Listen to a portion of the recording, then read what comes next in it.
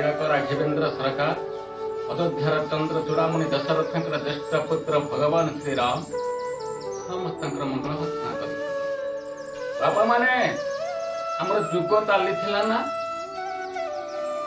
सत्य त्रेतया द्वापर ओ कली कली जुगर जड़े भक्त बर मागिला प्रभु को ये राजा इंद्रद्युम्न आसला द्वापर जुगरे जड़े भक्त बर मागिला प्रभु को किए से पितामह विष्णु आसतु जानिबा त्रेतया जुगर जड़े भक्त बर मागिला एमितिया बरटे केमती ना केते बळे केउ अवस्था रे मध्य मागिनी ए बाबा माने हमर बापा होचंती जणी किंतु छे व्यक्तिंकर बापा थिले तीन बापार से संतान तीन बापा के बापा प्रथम बापा होचंती देवदेव महादेव शंकर भगवान द्वितीय बापा ईश्वरी नंद तृतीय बापा लगे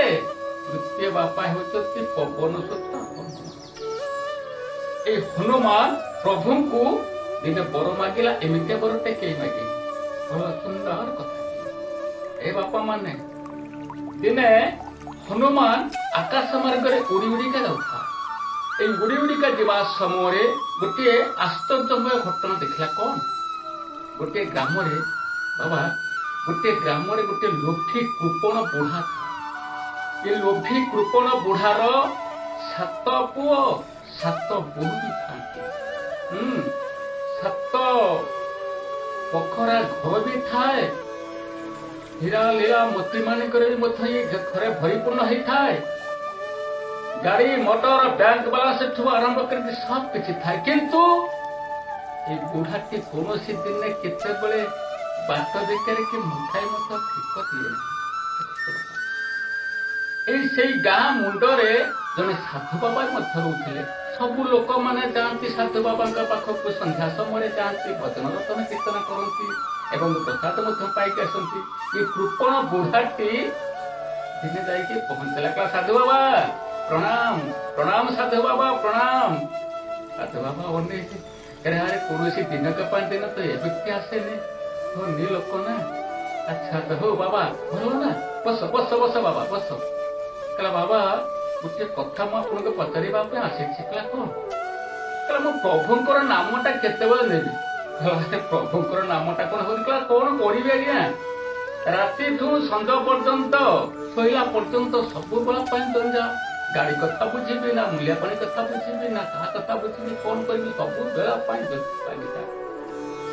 बाबा कहले अरे शोला बेले कहले शोला बेले तो बिछना धोला कर सागे सागे निद आसीगला मु भावी कौन प्रभुंकर नाम देवी कौन प्रभु कहले ना साधु बाबा कहले जो साधु बाबा असंभव को संभव कर एकमात्र साधु बाबा आ संभव को भी असंभव कर एकमात्र साधु बाबा कहले बाबा कहला आज्ञा कहला तुम जो सकाल उठिकी मैदान माने मैदान मान छाड़ा फेरी कहला तुम झाड़ा फेरी जाऊ कहला हाँ आज्ञा से झाड़ा फेरी समय से झाड़ा बसवा समय किसी काम ना कहला ना कहला से समय तुम प्रभुंकर नामटा रू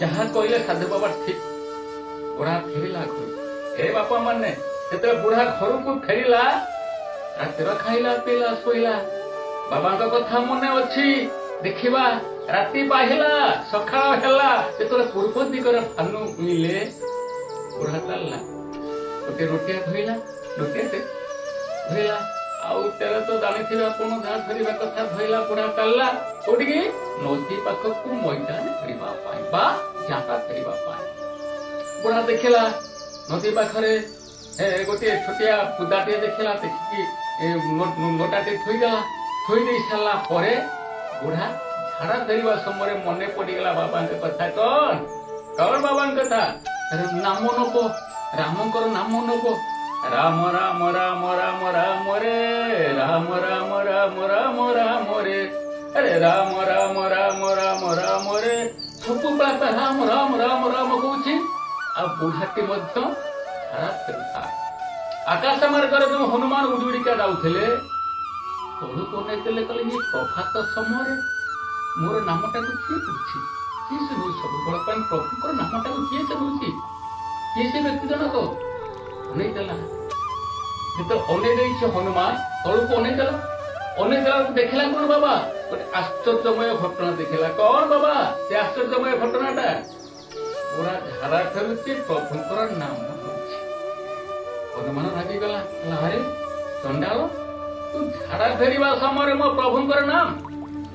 ଠିକ ଅଛି, ର ବାପା ଦଉଛି ତତେ ପାନେ ଦଉଛି।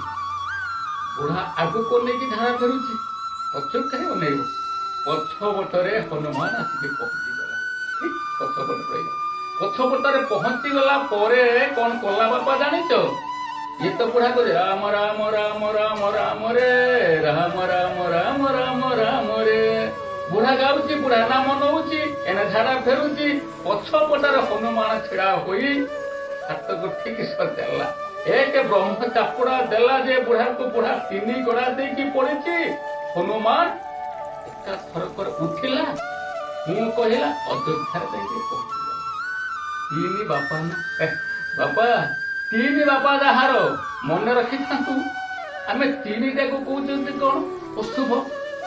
3 ମରକଟ, ମରଣ ନିକଟ। ହନୁମାନଙ୍କର 3 ବାପା ହେଲେ। ଯଦି 3 ବାପା ହେଲେ 3ଟା ଯଦି ଅଶୁଭ, ପୁରୀ ଶ୍ରୀକ୍ଷେତ୍ରରେ ଏ ବାପା ମାନେ ବସିଛନ୍ତି କେତେ ଜଣ? 3 ନା? ଜଗନ୍ନାଥ, ବଳଭଦ୍ର, ମା କାମ୍ପାଲବସିନୀ, ମା ସୌଭଦ୍ର। ସିଏ କଣ ଜାଣିନାହାନ୍ତି କି 3ଟା ଅଶୁଭ ବୋଲି? ସେ କେମିତି ବସିଲେ? ନା, ଜଣେ କବି କହିଲେ, କଣ କହିଲେ? ଧାତିନି 3 ବଡ ଜଞ୍ଜାଳ, 3 ପାଦ ଦେଇ ବଳି ଗଲା ପାତାଳ। ତ୍ରିଛକି ବାଟରେ ବାଟଇ ହୁଏ ବାଟ ବଣା, କଫ ବାତ ପିତ ଏକାଠି ହେଲେ ଡାକେ ଶାଗୁଣା। 3 ଆଖିଆ ମାଛ କେହି ଖାଆନ୍ତି ନାହିଁ, 3 ଦରବ ସମର୍ପିଲେ ବନ୍ଧୁତା ନଷ୍ଟ ହୁଏ। ନାଇଁ ବାପା, 3ଟା କେବେ ଅଶୁଭ ନୁହେଁ, କେବେ ବି ନୁହେଁ। ଏ ହନୁମାନ 3 ବାପର ଛୁଆ। ଗୋଟେ 3 କଥା କହୁଛି ଏ ବାପା ମାନେ। ଏ ଶରୀର ତତ୍ତ୍ୱ, ଏ ଶରୀର ତତ୍ତ୍ୱରେ ଆଜ୍ଞା 3 ପାଇ। ଆମେ ଯେତେବେଳେ ମା ଗର୍ଭରେ ଥିଲେ, ହାତ ଯୋଡିଥିଲେ, ଏମିତି ପ୍ରଭୁଙ୍କୁ ପଚିଥିଲେ, ଆଖି ମୁଜିଥିଲେ, ପ୍ରଭୁଙ୍କ ସହିତ ଧ୍ୟାନ ସହିତ ପ୍ରଭୁଙ୍କ ସହିତ କଥୋପକଥନ ହେଲେ। ଯେତେବେଳେ ମା ଗର୍ଭରୁ ଆମେ ପଡିଲେ ବା ଭୂମିଷ୍ଠ ହେଲେ, ଏ ବାପା 1 ଦିନ ପାଖରୁ 21 ଦିନ ପର୍ଯ୍ୟନ୍ତ ଆମର କିଛି ଗୋଟେ ନାମ ଥିଲା, କିଛି ନାମ ଥିଲା ଏ ଶରୀର ଭିତରେ, କିଛି ନାମ ବି ନଥିଲା। କଣ ଥିଲା ଆମ ନାମ? ଅନାମିକା। ଗୋଟେ 3 କହୁଛି ଅନାମିକା। ଅନାମିକା ନାମ 1 ଗ୍ରାମ, କୁମ୍ଭାର ରହିଲେ 3ଟି, କୁମ୍ଭାର ରହିଲେ 3ଟି। 2ଟି କୁମ୍ଭାର ଗଢା ଗଢି ହେଲେ, ଗୋଟିଏ କୁମ୍ଭାର ଗଢିଲା ନାହିଁ, ଗୋଟିଏ କୁମ୍ଭାର ଗଢିଲା ନାହିଁ। ଯେଉଁ କୁମ୍ଭାରଟି ଗଢିଲା ନାହିଁ, ହାଣ୍ଡି ଗଢିଲା 3ଟି, ହାଣ୍ଡି ଗଢିଲା 3ଟି। 2ଟି ହାଣ୍ଡି ମିଳାମିଳି ହେଲେ, ଗୋଟିଏ ହାଣ୍ଡି ମିଳିଲା ନାହିଁ, ଗୋଟିଏ ହାଣ୍ଡି ମିଳିଲା ନାହିଁ। ଯୋଉ ହାଣ୍ଡିଟି ମିଳିଲା ନାହିଁ, ଚାଉଳ ପଡିଲା 3ଟି, ଚାଉଳ ପଡିଲା 3ଟି। 2ଟି ଚାଉଳ ଫୁଟା ଫୁଟି ହେଲେ, ଗୋଟିଏ ଚାଉଳ ଫୁଟିଲା ନାହିଁ, ଗୋଟିଏ ଚାଉଳ ଫୁଟିଲା ନାହିଁ। ଯେଉଁ ଚାଉଳଟି ଫୁଟିଲା ନାହିଁ, କୁଣିଆ ଆସିଲେ 3ଟି, କୁଣିଆ ଆସିଲେ 3ଟି। 2ଟି କୁଣିଆ ଖିଆଖି ହେଲେ, ଗୋଟିଏ କୁଣିଆ ଖାଇଲା ନାହିଁ, ଗୋଟିଏ କୁଣିଆ ଖାଇଲା ନାହିଁ। ଯେଉଁ କୁଣିଆଟି ଖାଇଲା ନାହିଁ, ପୋଖରୀ ଖୋଳିଲା 3ଟି, ପୋଖରୀ ଖୋଳିଲା 3ଟି। 2ଟି ପୋଖରୀ ଶୁଖାଶୁଖି ହେଲେ, ଗୋଟିଏ ପୋଖରୀ ଶୁଖିଲା ନାହିଁ, ଗୋଟିଏ ପୋଖରୀ ଶୁଖିଲା ନାହିଁ। ଯେଉଁ ପୋଖରଟି ଶୁଖିଲା ନାହିଁ, ବାଳିଆ ରହିଲେ 3ଟି, ବାଳିଆ ରହିଲେ 3ଟି। 2ଟି ବାଳିଆ ଡିଆଁଡି ହେଲେ, ଗୋଟିଏ ବାଳିଆ ଡେଇଁଲା ନାହିଁ, ଗୋଟିଏ ବାଳିଆ ଡେଇଁଲା ନାହିଁ। ଯେଉଁ ବାଳିଆଟି ଡେଇଁଲା ନାହିଁ, ମାରିଦେଲା ଗୋଟେ ନାତ, ମାରିଦେଲା ଗୋଟେ ନାତ।